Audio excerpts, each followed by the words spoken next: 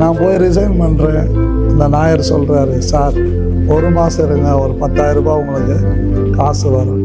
இப்போ என்ன இருக்குது அதை கொடுங்க. 4 புக்கு, 2 புக்கு வாங்கினாங்கன்னா ஒரு பன்னு ஒரு டீ கிடைக்கும். இவங்க பணிவிடை ஆவிகள் அப்படின்னு சொல்லும்போது ஆண்டவர் அவர் சித்தம் இருக்கும்போது அனுப்புவாரா, இல்லை நீங்கள் விருப்பப்பட்டு கேட்பீங்களா ஆண்டவர் தூதர்களை இப்போ காட்டுங்க அந்த மாதிரி? இந்த நம்ம கேட்டாலும் காட்டுவார் உங்களோட லைஃப்ல இருந்து. ஆனால் என்னுடைய லைஃப்பில் வந்து சுச்சுவேஷனுக்கு ஏற்ற மாதிரி யாருக்கும் தர மாட்டேன். தெளிவாக காஸ்பல்ல தெளிவாக சொல்லிடு.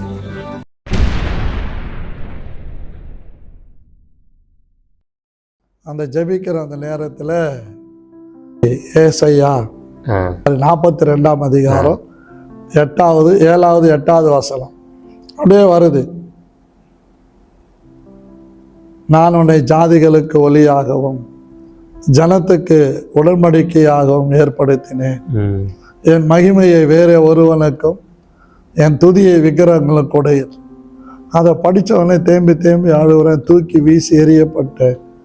அன்னைக்கு அபிஷேகம் பெற்ற அன்னைக்கு எப்படி இந்த தஞ்சாவூரில் பண்டித தோட்டத்தில் நடந்ததோ அதே மாதிரி அன்னைக்கு அந்த காரியம் நடந்தது. முழுசாக ஒப்பு கொடுத்தேன். மறுநாள் காலையில் அடுக்கல்பட்டுங்கிற கிராமத்துக்கு போகிறோம். 5 நாளாக சாப்பிடாதவன் அன்றைக்கி நைட்டு இந்த கேப்பையில் களி செய்வாங்க.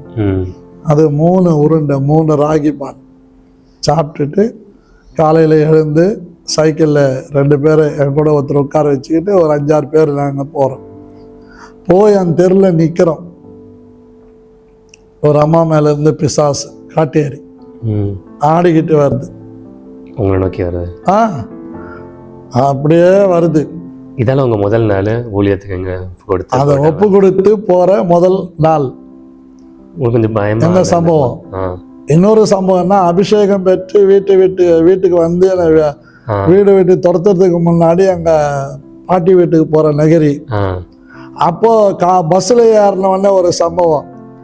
உட்காந்து அந்நிய பாஷையில் பேசிக்கிட்டே இருக்கிற ஒரு அம்மா ஏறுறாங்க, என்ன பார்க்குறாங்க, உங்கள் பக்கத்தில் இருந்து உட்காடுறாங்க. ஆமாம். அந்த இவர் டிரைவர் கிருஷ்ணன் பேர். ஏமியா நாயுடு ஏம் சேஷனவா அம்மாவுக்கு அப்படின்னாரு. நான் என்ன பண்ணிட்டேன் அந்த அம்மாவுக்குன்னு. அப்போ அதோட கூட சேர்ந்து இன்னொரு கம்பெனி பக்கத்தில் அது கத்த ஆரம்பிச்சது.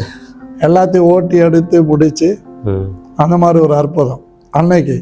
இது வந்து ஊழியத்துக்கு அர்ப்பணிச்சு வந்த புதுசு. எனக்கு பேய் ஓட்டுறதுக்கெல்லாம் வல்லமை இருக்குதெல்லாம் தெரியாது. ஆனால் அந்நிய பாஷையில் மாத்திரம் பேசிக்கிட்டே இருப்பேன். சில இடங்களில் பார்த்தீங்கன்னா பேண்ட் ஓங்கி அடித்தா கொட்டடிச்சா குதிக்கிறாங்களே, அப்படி இல்லை. அம்மாட்டுக்கு பேசிக்கிட்டே இருப்பேன். என்ன பேசுறேன்னு தெரியுது, ஆனால் வியாக்கியானம் பண்ண தெரியாது. இப்பவும் பேசிக்கிட்டே தான் இருப்பேன். உங்களோட பேசிக்கிட்டே இருந்தாலும் நான் சொல்லிக்கிட்டே இருந்தாலும் எனக்குள்ள டங்ஸ் போய்கிட்டே இருக்கு. அப்போது அந்த நேரத்தில் அந்த அம்மா வந்து கத்துது, என்னை விட்டு நான் போயிடுறேன், என்னை விட்டு நான் போயிடுறேன், நீ போகிறது போயேன். அப்போ அது சொல்லுது, நீ கும்பிட்ற சாமி பேரை சொல். அப்போ இயேசு கிறிஸ்துவின் நாமத்தில் போ அப்படின்னு சொன்னோன்னே அது போயிட்டு அதுக்கு பிறகு அந்த அம்மாவுக்கு 3 பிள்ளைங்க பிறந்தாங்க. அதே ஊரில் ஒரு தம்பி, அவனுக்குள்ள பயங்கரமான பிசாசு. அப்படி காரியங்கள் நடந்தது. இப்படி முன்னேற ஊழியத்துக்கு ஒப்பு கொடுத்து வந்த பிறகு அப்போ என்ன சொல்கிறேன்னா, என்ன மாதிரி ஒரு குடிக்கார மனம் தரும்னா ஊழியத்துக்கு வர்றேன். மறுபடியும் ஒரு டவுட்டு சொல்லிட்டு ஒரு கிராமத்துக்கு போகிறேன். அங்கே தும்பிகோலன்னு கிராமம். அங்கே ஜீவமணி அம்மான்னு ஒரு அம்மா. அவங்க பேர் பழைய பேர் ஜானகி. அவங்க ஹஸ்பண்ட் பேர் சுப்பிரமணி. அந்த அம்மா போய் தெருவில் நின்று பாட்டு பாடுறோம். இயேசுவின் நாமம் எளிதான. அந்த அம்மாவுக்குள்ள ஆடின்னு வருது. நீங்கள் பாட்டு பாடும்போதே? ஆமாம். நாங்கள் ஒரு 4-5 பேர் கும்பலாக போகிறோம். அப்போது கோழி கேட்குது. ஒருத்தர் கருப்பு கோழி கொண்டு வந்து கொடுக்குறாங்க. அன்றைக்கி தாங்க முதல் முறையாக நான் பார்க்குறேன் ஒரு பிசாசு கோழியை சாப்பிட்றது. நேரில் பார்க்கும்போது உங்களுக்கு? ஆமாம். அதை கடித்து ரத்தத்தை உறிஞ்சிட்டு தலையை கீழே போட்டுட்டு கடின்னு கடிச்சு மென்று அந்த கால் நகங்க இருக்குது பாருங்க, அந்த இது வரைக்கும் தான் கீழே விழுது. அந்த பின்னாடி இருக்கிற அந்த பொச்செல்லாம் தான் விழுது, மீதெல்லாம் காலி. அதுக்கப்புறம் தான் அது தானாகவே போச்சு, விடுதலை ஆயிட்டாங்க. அவர் இவ்வளோ பெரிய தாடி விட்டுட்டு திருப்பதிக்கு உண்டியல் போட்டுக்கிறார். வீடு பொத்த வீடு, அங்கங்கே ஓட்டை தெரியுது. ஆனால் அவர் எப்படின்னா பயங்கரமான குடிக்காரன். 5 லிட்டர் சாராயத்தை முழங்காலில் வச்சுட்டு உட்காந்தாருன்னா மிளகாயங்களை புளியை அரைச்சி வச்சுட்டு நக்கிட்டு குடிச்சிக்கிட்டே இருப்பார். அப்படிப்பட்டவர். அவரு ஒப்பு கொடுத்தார். அவருக்கு நேராக சர்ச்சுக்கு வந்தார். இன்னைக்கே எனக்கு மொட்டை போடுங்க, நான் திருப்பதிக்கு போக மாட்டேன், அந்த உண்டியலை கொடுத்துட்றேங்க. அதே மாதிரி ஒரு அற்புதம் நடக்குதுங்க. அவர் தலையை தண்ணியில் நினைச்சு 3 அசோகா பிளேடு ரேசர் இல்லாமல் என் கையாலேயே அவருக்கு மொட்டை போட்டு ஞானசாரம் பெற்று அந்த ஊரில் அந்த குடும்பம் அவர் ரட்சிக்கப்பட்டு வந்தவொடனே எல்லாம் டோட்டலாக மினிஸ்ட்ரி நான் போய் ரிசைன் பண்ணுறேன். அந்த நாயர் சொல்கிறாரு, சார் 1 மாதம் இருங்க, ஒரு 10,000 ரூபாய் உங்களுக்கு காசு வரும், இப்போ என்ன இருக்குது அதை கொடுங்கன்றேன். அப்போ தான் 87 ரூபா 25 காசா 75 காசா அது மாத்திரம் ஞாபகம் இல்லை, அதுதான் இருக்குது, கொடுங்க. வாங்கிட்டு அன்னைக்கு வந்தவன் தான் நேரம் ஊழியத்திற்கு.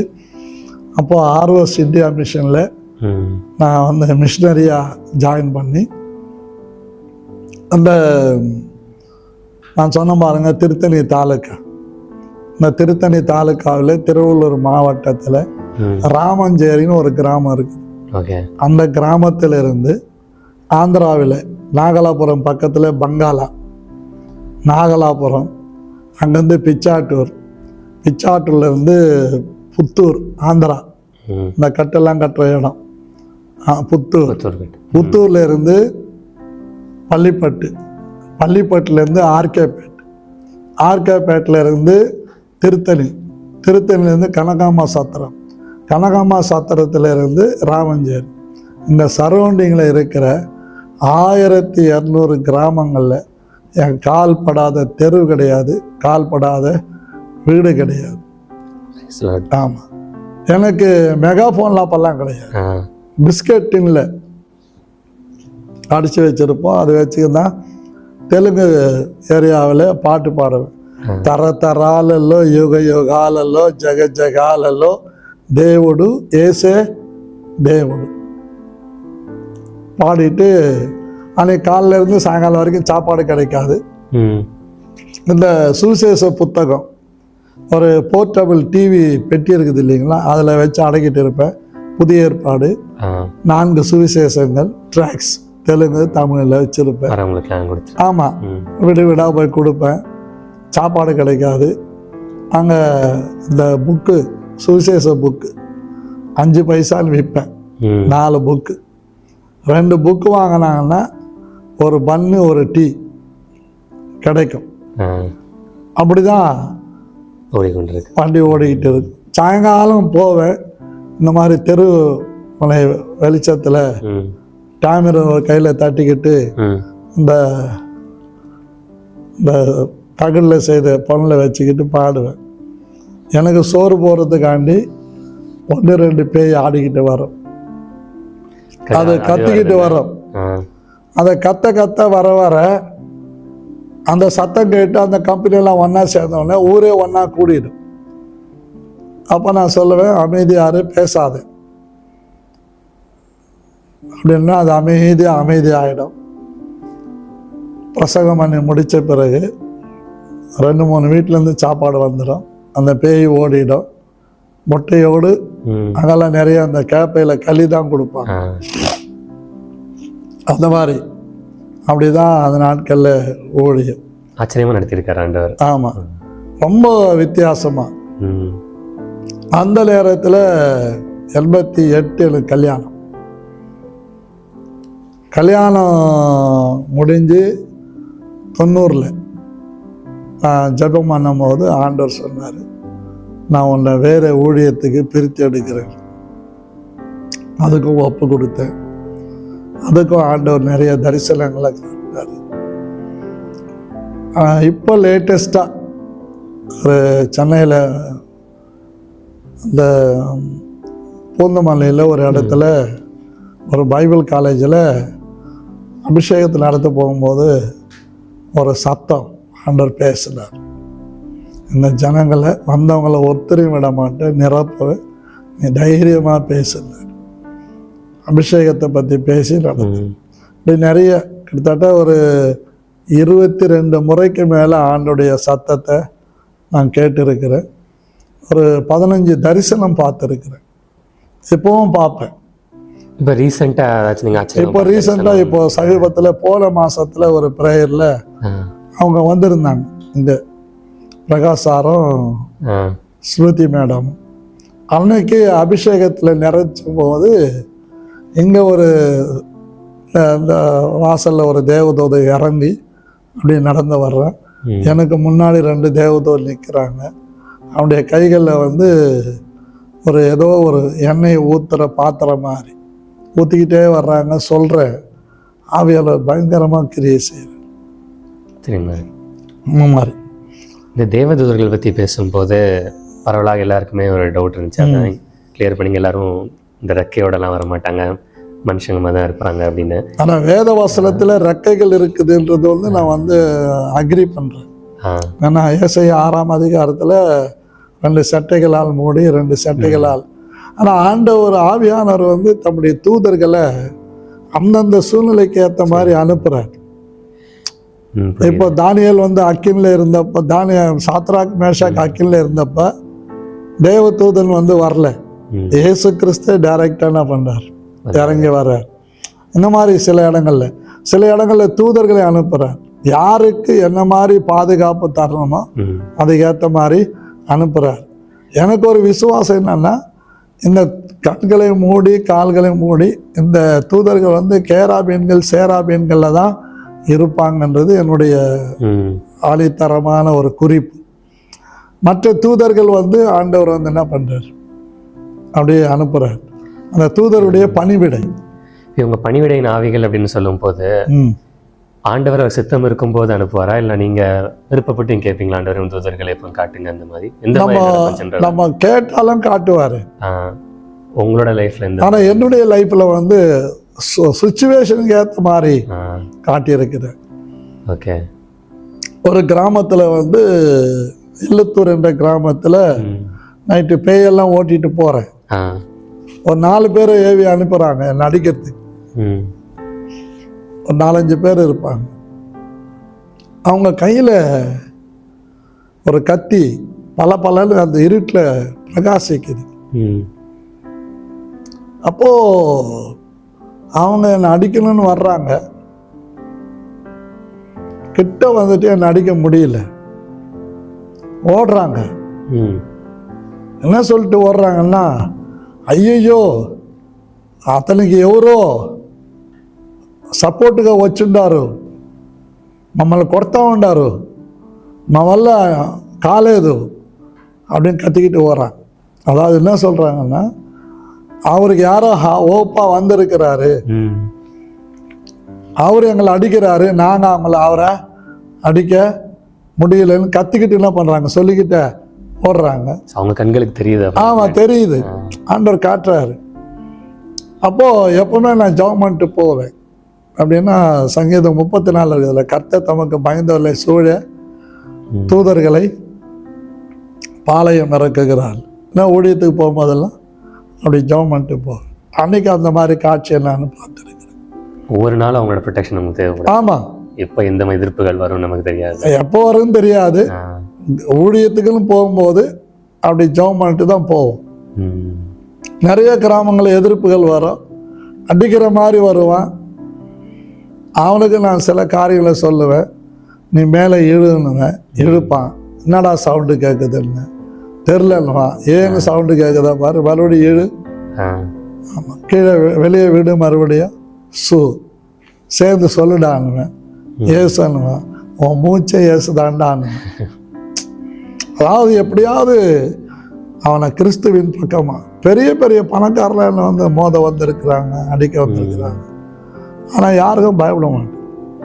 அப்படியும் நிறைய இடங்கள்ல அடி வாங்கியிருக்கிறேன். இந்த காதில் அடிச்சு இந்த காதில் அடிச்சு கல்யாணம் ஆகிற வரைக்கும் 2 காதும் கேட்காது சரியா. ஆமாம், தலையில் கூட 2-3 இடத்துல கம்பில் அடித்து தையல் போட்டு வச்சிருக்குது. யாருக்கும் பயப்பட மாட்டேன். தெளிவாக காஸ்பலை தெளிவாக சொல்லிடுவேன். மனுஷ ஜாதியான சகல ஜனங்களை ஒரே ரத்தத்தில் படைத்தார் அப்படின்னு சொல்லும்போது, நீ வாழ்வதற்கு மனுஷ ரத்தம் தான் தேவைப்படுது, மிருக ரத்தம் தேவைப்படலை. எப்படி சாட்சி ஒன்று சொல்லுவேன். அந்த துன்புகலத்தில் இருந்து ஒரு அம்மா முதல்ல ஏசாமி ஏற்றுக்கொண்டாங்க இல்லையா, அந்த அம்மாவுக்கு யூட்ரஸில் ப்ராப்ளம் வருது. அவங்க ஹஸ்பண்ட் வந்து 93 ஆகஸ்ட் 6ஆம் தேதி 7ஆம் தேதி கிட்ட வரார். வந்துட்டு என் பொண்டாட்டியை காப்பாற்றுன்னு சாஷ்டாங்கமாக விழுந்துடுறார். அவர் இருக்கிற ஃபீல்டு வேறு, நான் இருக்கிற ஃபீல்டு வேறு, மிஷினரி ஃபீல்டில். ஆனால் அவர் வந்துட்டார். இப்போ நான் அவரை கொண்டு போய் ஹாஸ்பிட்டலில் அட்மிட் பண்ணுறேன். அந்த அம்மாவை சேர்த்த உடனே ஒரு வாரம் மறுத்து போகிறேன். அவங்களுக்கு பிளட்டு கொடுத்து யூட்ரஸை ரிமூவ் பண்ணணும், இல்லைன்னா கேன்சர் வந்துடுன்னாங்க. அந்த பிங்க் கலரில் ஒரு ரசீது கொடுத்தாங்க. அதை எடுத்துக்கிட்டு நேராக பெட் பேங்குக்கு போனேன். அதை வாங்கும் போதே ஒரு சத்தம், நல்ல மேய்ப்பன் தன் நாடுகளுக்காக ஜீவனை கொடுக்குறார். ஆண்டவர் இப்படி பேசுகிறாரு. நேராக அங்கே போனால் இந்த A1 பாசிட்டிவ், அந்த அம்மாவும் A1 பாசிட்டிவ். அப்போ தான் ஆண்டவர் சொல்கிறாரு, மனுஷ ஜாதியான சகல ஜனங்களை ஒரே ரத்தத்தில் தோன்ற பண்ணி. சில காரியங்களை கொஞ்சம் சயின்ஸ் படி, ஹிஸ்டாரிக்கலாக, புவியியல் படி நம்ம பேசும்போது படித்தவங்க கவனிக்கிறாங்க, பிரச்சனைக்கு வந்தாலும். ஆனால் சில இடங்களில் மூர்க்கத்தனமாக வந்து அடிக்க வருவாங்க. என் கூட இருக்கிறவங்களாம் ஓடிடுவாங்க, நான் மாத்திரம் நிற்பேன், பயப்பட மாட்டேன், அடி வாங்கினாலும். இப்படி நிறைய சம்பவங்கள் என் வாழ்க்கையில் அனுபவிச்சிருக்கிறேன். ஓகே தான். ஆனால் ஒவ்வொரு சூழ்நிலையும் நிறைய தேவ தூதர்களை நான் வந்து பார்த்துருக்கிறேன். இப்போவும் சில நேரங்களில் பார்ப்பேன். இப்போ கூட மயிலாடுதுறைக்கு போயிருந்தப்ப அந்த கூட்டத்தில் ஆவியானவர் வந்து தம்முடைய தூதனை அனுப்புகிறாரு. எங்கள் சபையில் இருக்கிறவங்களும் தரிசனம் பார்த்து சொல்லுவாங்க, ஸ்டேஜில் ஆண்டவர் தூதரில் வச்சுருந்தார் அப்படின்னு. அந்த மாதிரி ரொம்ப ஆச்சரியமாக இருக்கு. ஸோ இவ்வளோ நேரம் பாஸ்டர் நம்ம மத்தியில் அவ்வளோ அனுபவத்தை ஷேர் பண்ணியிருக்காங்க. அவங்க 40 வருஷம் அனுபவத்தை இந்த சின்ன வீடியோவில் நம்மளால் கண்டிப்பாக கொண்டு வர முடியாது. நீங்கள் கேட்டிருப்பீங்க, ஆண்டவருக்கு ஏற்றுக்கொள்கிறதுக்கு முன்னாடி எந்த அளவுக்கு வைராக்கியமாக அவங்களோட மதத்தின் கடவுளை அவங்க ஃபாலோ பண்ணாங்களோ, பாவத்தில் இருந்தாங்களோ, அதை விட இப்போ அவ்வளோ வைராக்கியமாக ஆண்டவருக்காக இருந்தாங்க. கிட்டத்தட்ட பைபிளில் பார்த்த எல்லா ஸ்டோரியுமே பாஸ்டரோட லைஃப்பில் நம்ம பார்க்க முடிஞ்சு. சவுல் எப்படி மாறினார், ஆண்டவருக்கு எந்த மாதிரி பிரச்சனை இருந்துச்சு, விசேஷமாக அவங்களோட அந்த கதையில் அவங்க சொல்லும்போது பிசாசு எப்படி எதிராக வந்து ரொம்ப டவுன் பாயிண்டில் அவங்க இருந்தாங்க. 3 நாள் அவங்க சாப்பிடாம கீழே இருந்தாங்க. அந்த சமயத்தில் ஆண்டவரை தேடி நீ போனியே, ஆண்டவர் உன்னை காப்பாற்றுறாரு அப்படி இருக்கும்போது அப்பவும் வைராக்கியமாக ஆண்டவருக்காக நான் பிச்சை எடுத்தாலும் பரவாயில்ல அப்படின்னு சொல்லி நிற்கிறாங்க. எத்தனை பேர் இன்னும் பார்க்க முடியும் அப்படின்னு தெரில. இன்ஃபேக்ட் அவங்க ராஜஸ்தானுக்கு ஒரு வேலைக்கு போயிருந்தாங்கன்னா அவ்வளோ சம்பாதிச்சிருப்பாங்க. எல்லாத்தையும் விட்டுட்டு என் உயிரை ஆண்டவர் காப்பாற்றினார், அவருக்காக நான் உயிரை கொடுக்குறேன் அப்படின்னு இன்ன வரைக்கும் ஆண்டவருக்காக வைராக்கியமாக இருக்காங்க.